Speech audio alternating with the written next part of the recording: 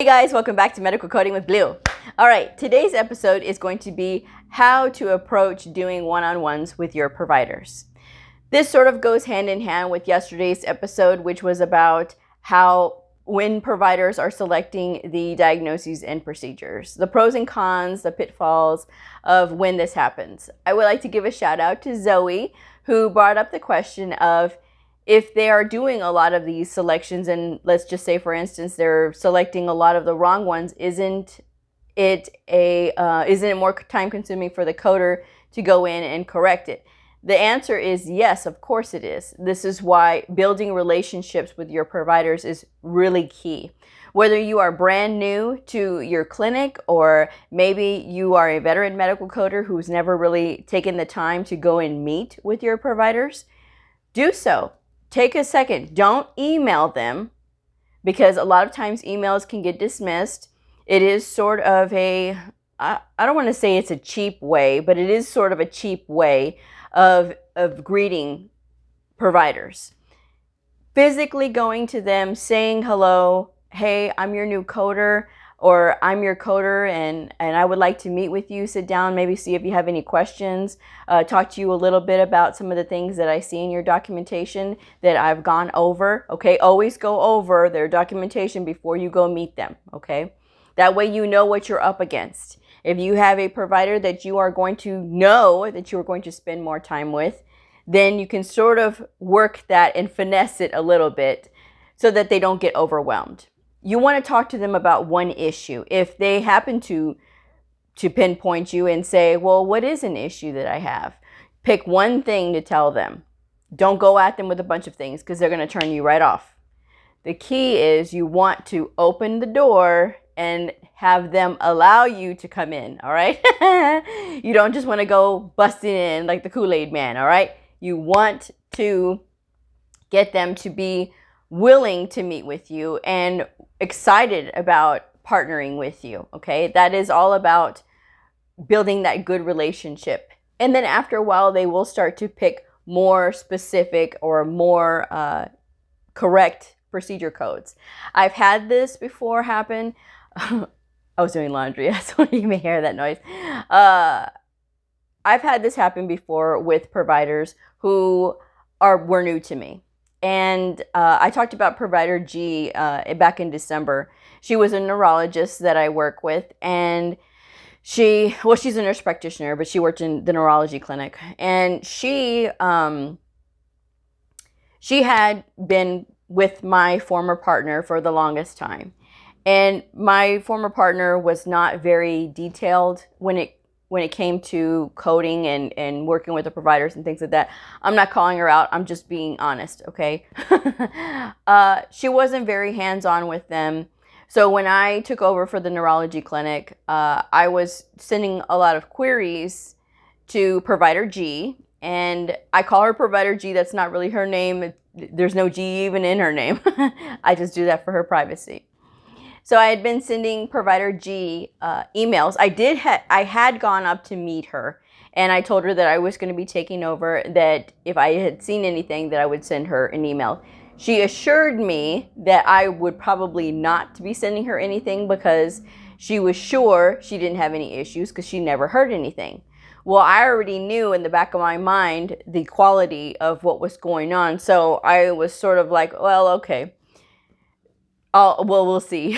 So when I had gone back and I had started to query, provider G did get very upset with me. She said, I've been here this whole time, and she had been there for a couple of years. She says, I've never ever heard of this being an issue. Why is this an issue now? I said, well, this should have been clarified to you a while back. She said, well, when did this coding advice change? This coding advice had never changed.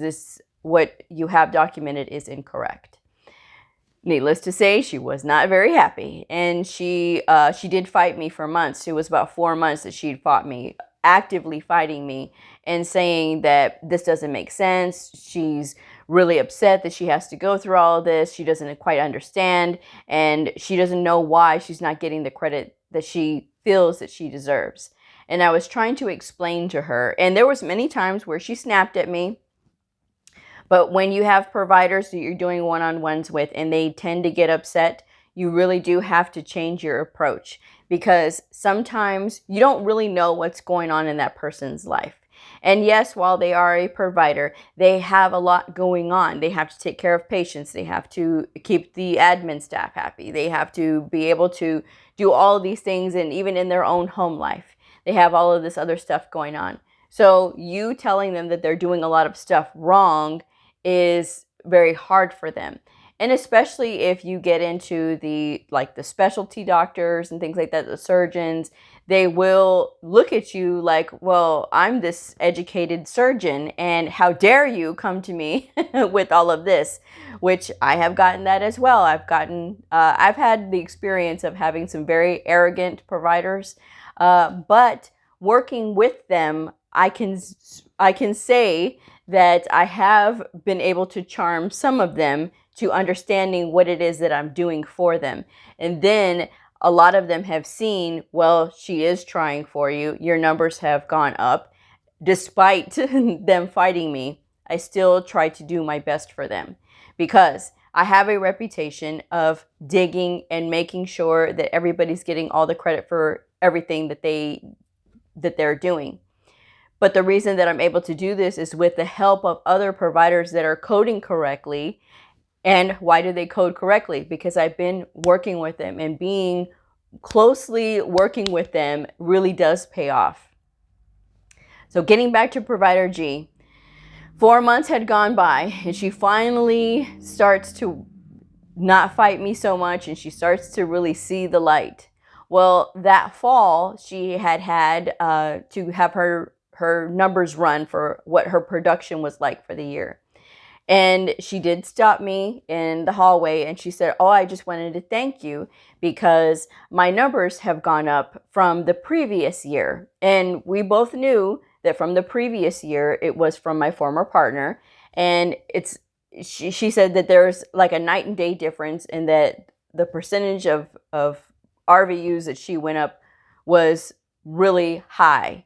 So she said, I just wanted to thank you because now they said that the quality of my work has really improved, and that my numbers are showing as a result, and that they were really happy with me. She said, so I just wanted to say thank you.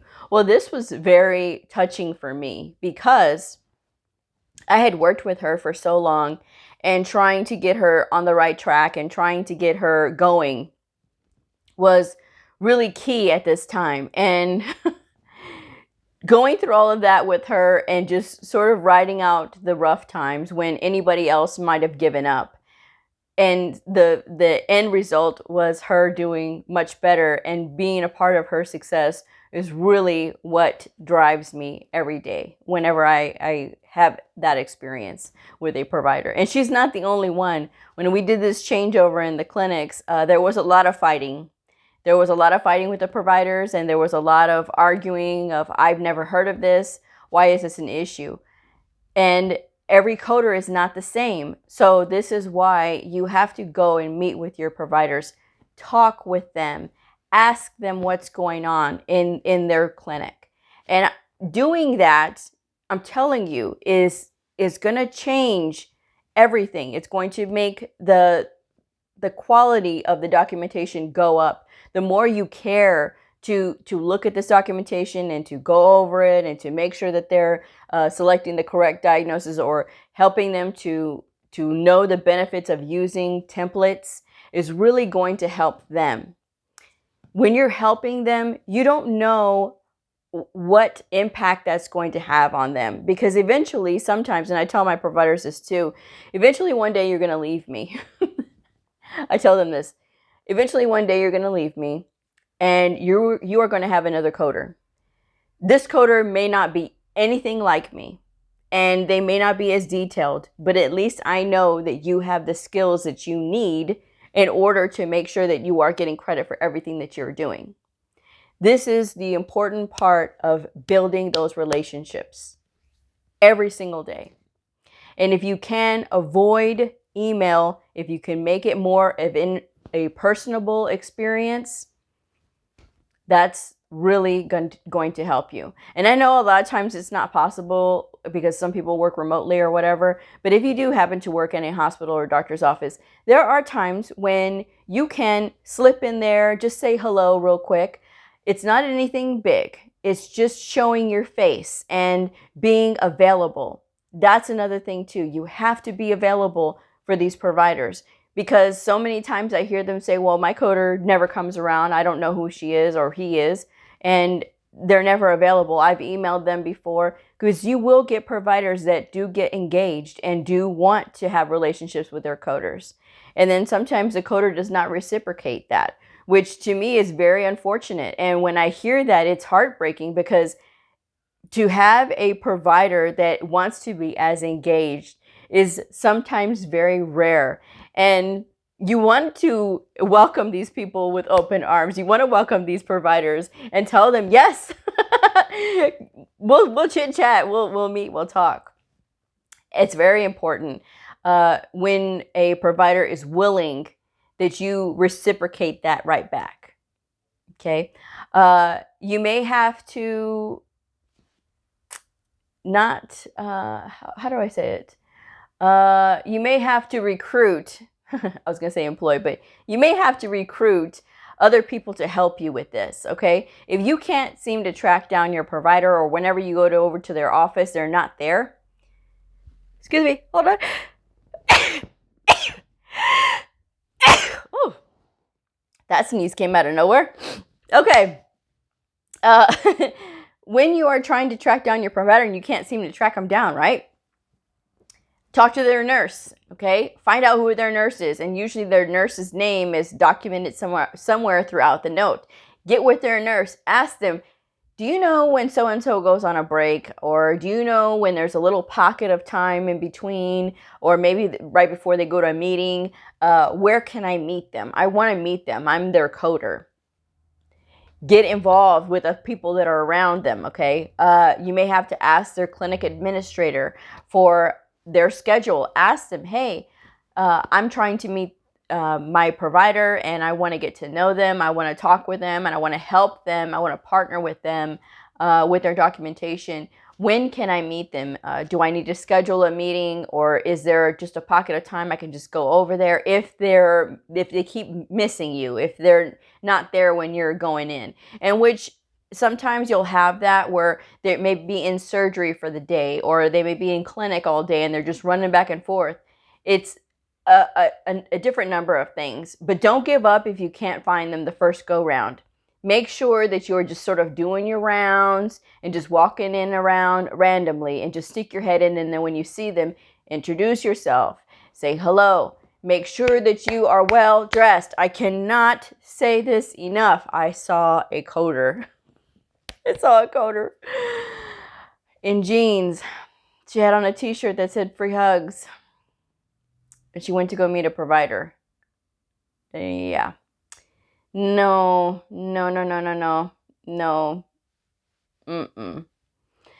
You want them to take you seriously. These providers are so educated and so smart that while some may not mean to, they may look at you like, I don't have to listen to you.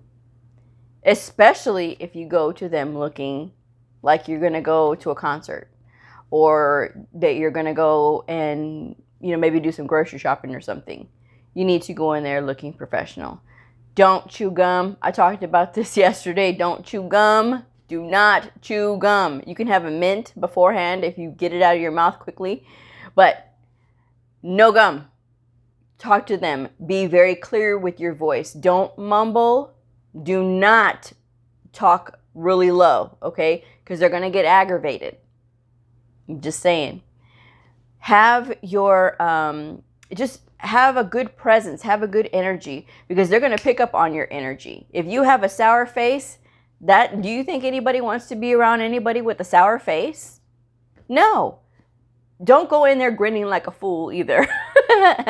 But just be normal and just say hello. Hey, I'm your new coder. I just wanted to come by and say hello. Shake their hand. And please, if you hear anything that I'm telling you in this video, please do not use the dead fish handshake. Now, If you've ever watched any of my other videos, you know my pet peeve with this dead fish handshake. If you don't know, dead fish handshake is a little weak handshake. You just barely touch it. What is that? What is that? I always want to tell people when they do that to me, what is that? That's just like, ugh, ugh, ugh. Work on your handshake. If that's your handshake, please work on it. And sometimes people don't know. We all don't know, okay? A lot of times society now has gone so much to their phones and computers. We're losing that human touch. We're losing some of our social skills. I've talked about this. We are losing some of our social skills at an alarming rate, okay? There are children who cannot even write in cursive, which is another travesty that I can go on a whole different tangent about. Aside from that, if you know that you have a soft handshake like that, you need to work on it. When you go out and you're like at the convenience store, and maybe you go to this convenience store all the time and you know the clerk, okay? Go in there and stick your hand out and say, can you tell me if I have a good handshake? And just shake their hand. Just get into the habit of greeting your coworkers in the morning, stick out your hand and ask them, how's my handshake? I'm telling you guys, this handshake is a detail thing. Now, these providers, they're really smart. And I keep saying this, but it's true. They are really smart, and they're going to judge you like that. They're going to judge you just like that. And that snap judgment is what they're going to go on. I have surprised and shocked a lot of people because when they see me, they don't expect all of this. And then when I start talking, and then when I shake their hand, I have a good firm handshake, okay? And I give the little gentle squeeze because it's very important. It lets them know that you are strong and in control. You don't got to go breaking their hand, but do go in there with a firm handshake, okay? I'm telling you guys, if you don't do this firm handshake, you are going to lose them fast. And if you are not going in there well-dressed, you're, again, going to lose them fast. Because sometimes they say, oh, I don't care. They do care. Because the better dressed you are, the better people are going to treat you. And I know that it's superficial, but it is true. You try going anywhere and just dressed in whatever, and please do not tell me that you've gone out in pajama pants, because I've seen that, and I can't with pajama pants. You see somebody with pajama pants versus somebody in a business suit. Which one are you going to treat better?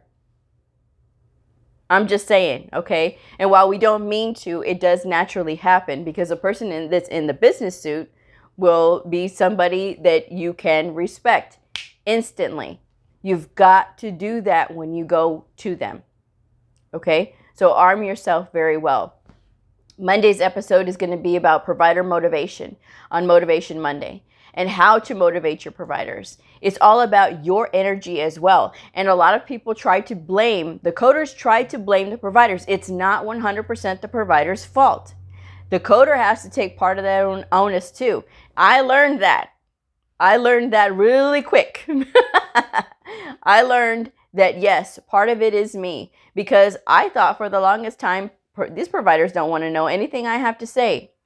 But then when I started making it more of a streamlined process of how I go and I meet them, just that first meeting, saying hello is so important, because that's going to set the tone for your relationship with that provider. I'm just saying. And when you do finally go for your first meeting, they say, well, I do want a meeting.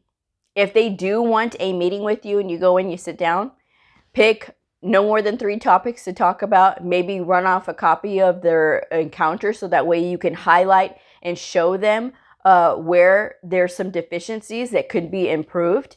Also talk about the things that they are doing well, okay? You don't want it to be, I'm going to beat you up session. You don't want that, because you wouldn't want somebody coming to you and telling you all the things that you're doing and none of the good things that you're doing. They get beat up enough, okay? Believe it or not, providers get beat up enough. You don't need to be another person beating them up. You need to be the person that they're going to be able to trust and that they're going to be able to partner with. That's what you need to be, on top of everything else. But to me, that part is the easy part. Being their partner and being there for them and caring about them and making sure that everything is going right for them. that you can control, which is the coding part. That's your part. That's your duty. That's part of your duty. Okay? And there's people that say, "Oh no, that's not coding is just coding is just coding." No, it isn't. You need to make sure that everything is being done and everything's being captured in that note. When you go and you're meeting with them, make a list, okay, of everything that you're talking about in this meeting. About any clinic guidelines that they're not following, and give them a copy of those clinic guidelines. What a topic is about the 3. If you're bringing them 3 encounters that you're talking about where they can be improving, bullet point those on the list and say their tobacco cessation statement, their measurements for their laceration repairs, if they're having issues with injury versus aftercare, okay? That's something that you can bullet out, okay, on this list. You could say the contents of this packet are, and then you could put the, whatever their regulations for the clinic are that they're not doing. If there's anything special that you can see about their encounters, like that's good. And then you can do your 3 encounter review and just show them and highlight in the note where you want them to look at and talk about it with them. If you want to give them an evaluation and management tool, laminate it. So that way they can have, it's sort of like a gift, I say it's a gift, it's a paper, it's laminated. And this way it can help them. Or if they have something that they need written down that you think would be helpful for them, do that as well and include that in this packet. And then at the bottom of that packet, make sure that you put a signature. Make sure that you put your contact information. So your name, your desk phone number, and your email address, okay? Then put a space for them to sign and a space for you to sign. And then you can tell them, okay, it doesn't necessarily have to be because of, but I'm just telling you, just to sort of back it up with some officialness. You could say that you are turning this in to your supervisor, that she or he needs an accounting of the time that you're spending away from coding. You want to talk about their encounters with them. This is all that goes on here. If there's any questions, this way they have a number and a way to contact you. But you're going to sign it after you talk about it with them, and they can sign it too. I have never seen a provider give me any kind of resistance when I've asked them to sign something like this. But if they do, that's okay. Just give it to them and you sign your own copy, but at least you know this packet was for Dr. So-and-so or whoever the case may be, whoever PA, okay? And you put it at the top. This packet is for, it contains this, and you bullet it out. And then at the end, you can both sign it. Okay, so that is a good first meeting. I will have to do an example of a first meeting. Let me think how to do it. I'll think how to do it. But I'm going to go ahead and close this one up because we were getting long-winded. Anyway, but I want you guys to be fearless when it comes to communicating with your providers. They are people. They put their pants on one leg at a time, just like you and me. Okay, so have fun with it. Be open with them. A little bag never hurt them either. I always say bring a little bag, like a little gift bag that has like a bottle of water in it and some candy. That never hurts for a first time meeting. Trust me, they'll be so shocked that you even do that. Just a little something to say hello. Why do you think a lot of times with these real estate people, why they have these little gift bags out there? Because people are not expecting that. And they feel like, oh, they start to relax and make them feel comfortable and things like that. I'm just saying, take a lesson. Anyway, I will go ahead and close this one up. If you are a medical coding student, a medical coder, a medical coding student, somebody curious about the fascinating world of medical coding, a provider or a nurse, I invite you to like and subscribe and follow me on my journey in medical coding. I will see y'all on the next episode. Bye.